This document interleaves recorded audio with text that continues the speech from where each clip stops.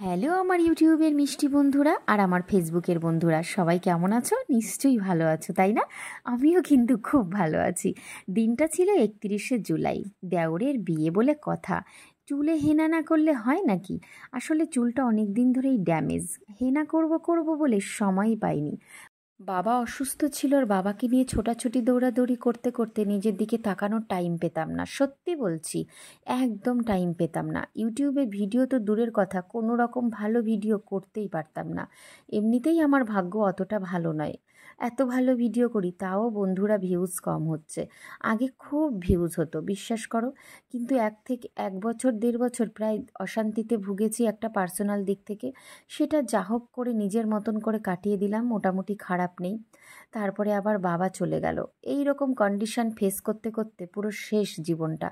যাই হোক, চলো আসল কথায় আসা যাক। 31শে জুলাই দেওরের বিয়ে ছিল, হচ্ছে বুধবার। তো বুধবার, হ্যাঁ বুধবারে আমি পুরো হেনা করেছি সকালবেলায় 10টার দিকে। তো এতটাই মেঘলা ছিল, রোদ্দুর তো নেই বললেই চলে, তাও হেনাটা শুকানোর চেষ্টা করেছি। তো হেনা ধুয়ে টুয়ে সকাল সকাল নেমন্তন্ন করেছে বাড়ির বড় বউ, মানে বংশের বড় বউ বলে আমি কথা। আমাকে যদি লেট করে যেতে হয় তো কেমন একটা লাগে না? তাও আমি যাইনি, আমি একা একা ছেলেকে নিয়ে পরে গিয়েছিলাম। তো চলেই কাকা শ্বশুরের বাড়ি চলেই এলাম। পিঙ্ক কালারের একটা মলমল শাড়ি পরেছিলাম, আর শাড়ি টাড়ি পরে সিম্পল একটা লুকে, কোনো মেকআপ ছাড়া, একদম উইদাউট মেকআপ। কারণ সকালবেলা তো, দুপুরে খাওয়া দাওয়া করে টোরে আবার বরযাত্রীর জন্য মানে রাত্রে মানে রেডি হতে হবে। এদিকে বৃষ্টি হচ্ছে ঝিরিঝিরি। শ্রাবণ মাসের বিয়ে, বৃষ্টি হবে না তাই কখনো হয়? তো আমি সবার সঙ্গে দাঁড়িয়ে জল সইতে যাওয়ার জন্য সবাই প্রিপারেশান নিচ্ছিল। আমি আমার মতন রেডি হয়ে আমার হাতে মোবাইলটা নিয়ে আমি সবাইকে তুলছিলাম। তো প্রত্যেকটা মেয়ে হলুদ রঙের শাড়ি পরেছিল, কিন্তু আমি হলুদ পরিনি, কারণ আমি হলুদ অনেক পরেছি আর আমার আর ভালো লাগছে না। আমি যেন সিম্পল একটা শাড়ি পরে চলে এসেছি। বিশ্বাস করবে না তোমরা, এতটা বিয়ের দিন গরম ছিল, আরও তারা গরম। যাই হোক, জল সইতে যাওয়ার জন্য আমি রাস্তা থেকে আমাদের বাড়ি থেকে বেরোচ্ছিলাম। আর তখন আমার জিনিসটা তোলা হচ্ছিল, সবাই রাস্তায় কাদা জমা জল, কি যে পরিস্থিতি ভয়ঙ্কর বলার মতো না। কিচ্ছু করার নেই, এরকমভাবে পাকা রাস্তা তাও জল জমে গেছে। তো আমি আমার মতন করে যাচ্ছিলাম আর আমার ছেলে আমাকে ডাকছিল, মা তাড়াতাড়ি আসো তাড়াতাড়ি আসো, কিন্তু আমি বলছিলাম তুই তোর মতন যা, আমি আমার মতো যাব। তো এটা দেখতে পাচ্ছ নাচ করছে, এটা হচ্ছে আমার দিদি হয়, কারণ আমার পিসি শাশুড়ির মেয়ে, বড় মেয়ে। তো নাচ করছিল, আর ওই যে পাশে রয়েছে ওটা আমার বড় ননদ, আর তার পাশেরটা হচ্ছে আমার হাজবেন্ড। যাই হোক, তোমরা তোমার দাদাদের দেখলে।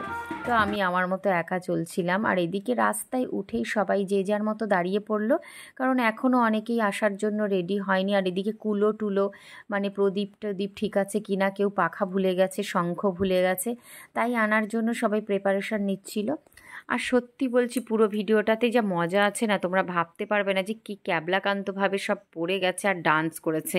তো যাই হোক, ওটা কোনো ম্যাটার করছে না। তো আমার ছেলে তো ভীষণ খুশি, কারণ আমি ওর জন্যই বিয়েবাড়িতে এসেছি, নাহলে আমার কোনো মন মানসিকতা ছিল না। কারণ আমি পুরো একা থাকতে ভালোবাসি, আর সত্যি বলতে একাই কাটাই জীবনটা, আর এটাই আমার কাছে অনেক ভালো লাগে। আর আমার ছেলে যাওয়ার জন্য পুরো পাগল। আর সত্যি বলতে রিলেশানের জায়গায় আমি যদি না আসি তাহলে কেমন একটা দেখায়। যদি আমি এখানে না থাকতাম তাহলে হয়তো আশা লাগতো না। যেহেতু আমি বর্ধমানে মায়ের কাছে নেই, আমি চলে এসেছি আমি যেখানে থাকি সেখানে, তো সেই জায়গায় থাকি। এবার তাদের বিয়ে হচ্ছে, তাদের না গেলেও তো হয় না। তো যাই হোক, যেতে তো হবেই, কারণ কাকা শ্বশুরের ছেলের বিয়ে বলে কথা। তো যাই হোক, চলো তাহলে জল সইতে যাওয়ার জন্য রেডি হয়ে গেছি আর সবাই বেরিয়ে পড়লাম। রোডের মধ্যে দিয়ে সবাই ডান্স করতে করতে আসছিল, পেছনে যতগুলো ইয়াং দেখছো সব ননদ।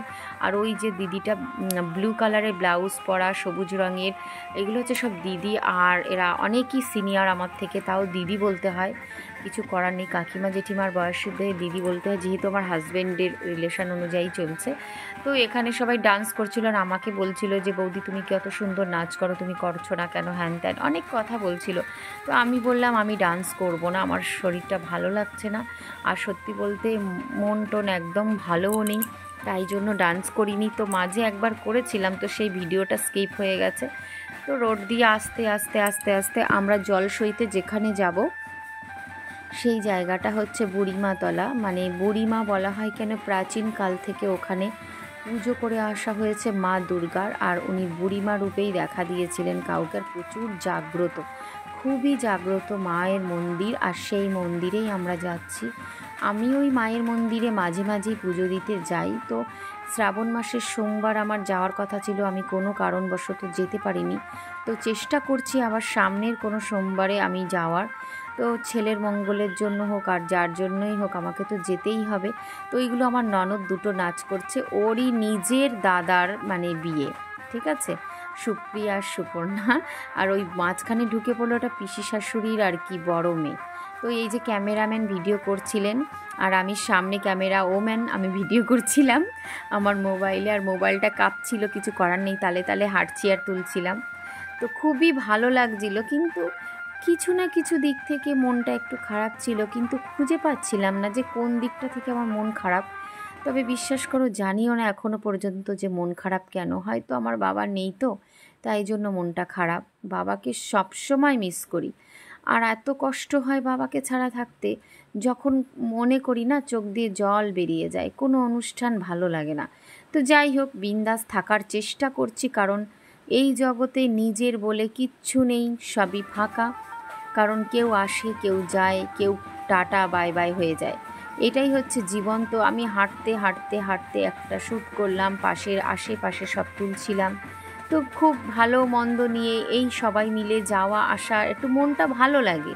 মনটাকে চেষ্টা করি যে ভালো লাগানোর মতন করে থাকতে হবে। এইভাবে ঘরের কোনায় যদি পড়ে থাকি তাহলে তো আর ব্যথা কষ্ট দূরে চলে যাবে না। তাই জন্য ধীরে ধীরে ধীরে ধীরে নিজেকে রিকভার করার চেষ্টা করছি। যে একটা ট্রমার মধ্যে চলে গিয়েছিলাম, বাবা চলে যাওয়ার পরে একটা ট্রমার মধ্যে চলে গিয়েছিলাম। তো যাই হোক বন্ধুরা, আর পুরো ভিডিওগুলো আমি দেওয়ার চেষ্টা করছি। আমার এডিটিং করতে খুবই সময়ের অভাব, যার জন্য বিশ্বাস করবে না তোমরা, এখন বাজে রাত 12টার পর, আমি এখন ভয়েসটা এডিট করছি। আর এদিকে তো জোরে জোরে বাজনা বাজছে, তোমাদের তো মানে বুঝতেই পারছো যে বাজনার মধ্য দিয়ে আমি কি করে কথা বলছি। আর এত রাত্রিরে আমি কথাটা বলছি, তো আশেপাশের লোকজন তো ঘুমাচ্ছে, তারা ভাববে বাবা বউটা একা একা কথা বলছে, কিছুই না এরকম। তো যাই হোক, ভয়েস এখন যদি না করি আমার সকালবেলায় আবার ব্যস্ততা, তার জন্য আমি পারবো না, তাই রেডি করে রেখে দিচ্ছি।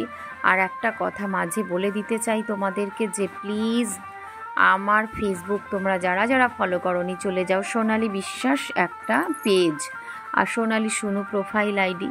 তো প্লিজ, এটা আমার ছোটো কাকিমা, দেখো মাঝে একটু কথা বলে নি, এটা আমার ছোটো কাকিমা। কাকিমা খুব ভালো মানুষ, কাকিমা বলতে কাকি শাশুড়ি আর কি, আর ভীষণ ভালোবাসে আমাকে সবাই।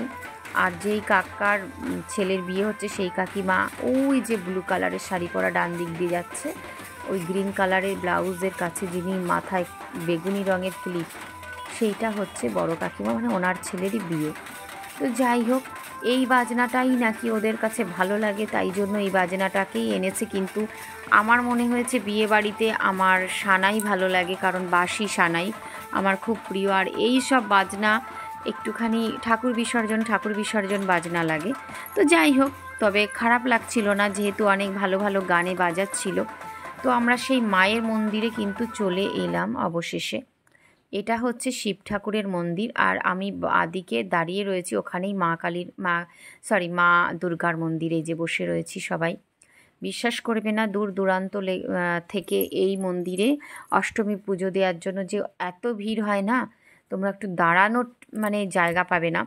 তো সেখানেই আমরা সবাই বসে রয়েছি। দেখো, তোমাদের সঙ্গে কথা বলতে বলতে আমার ঘুম পেয়ে যাচ্ছে। সবাই মিলে একটু হাসি মজা, একটু সেলফি টেলফি তোলার পরে চলে এলাম কাকা শ্বশুরের বাড়িতে। আর এসেই দেখো ধামাকাদার পার্টি, মানে এখানে সব শাশুড়ি ক্যাটাগরি কিন্তু ডান্স করছে আমার। না, ওই যে কোকড়া কোকড়া চুল, হলুদ রঙে লাল ব্লাউজ, ওটা ননদ, ওটা ওর দাদারই বিয়ে।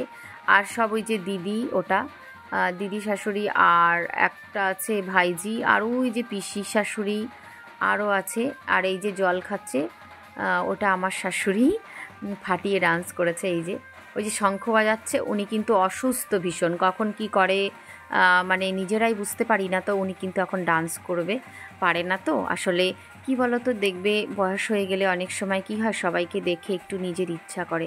তো মায়েরও তাই ইচ্ছা হয়েছিল, আর আমি তো ভীষণ ভয় পাচ্ছিলাম, উনি ভীষণই অসুস্থ। আমার বাবা চলে যার মানে 1 মাস, এই যে 10 দিন ধরে উনি অসুস্থ আর অসুস্থ, মানে ওনার নার্ভের সমস্যা, মুখ লেগে যায়, দাঁতে দাঁত লেগে যায়, আর ভীষণই মুখটা বেঁকে যায় পুরো। তো যাই হোক, সেই সমস্যার মধ্য দিয়ে যে সবাইকে পেয়ে একটু আনন্দ করছে, এটা হয়তো ভালো থাকবে শরীরটা। আর সব ননদরাই যে ডান্স করছে, আমি দূর থেকে করছিলাম, কারণ আমার ভালো লাগছিল না নাচ করতে, আমি করিনি ওই জন্য। আর সত্যি বলতে এত গরম পড়েছিল, তোমাদের বলে বোঝাতে পারবো না। তো বন্ধুরা চলো তাহলে, আজকে এই যে ডান্স করার পর আবার রাত্রে বরযাত্রী যেতে হবে, তাহলে সেটার তোমরা প্রস্তুতি নিচ্ছি। তোমরা সেই ভিডিওটা দেখার জন্য রেডি থাকো, আর প্লিজ সাবস্ক্রাইব করতে ভুলো না। Bye bye.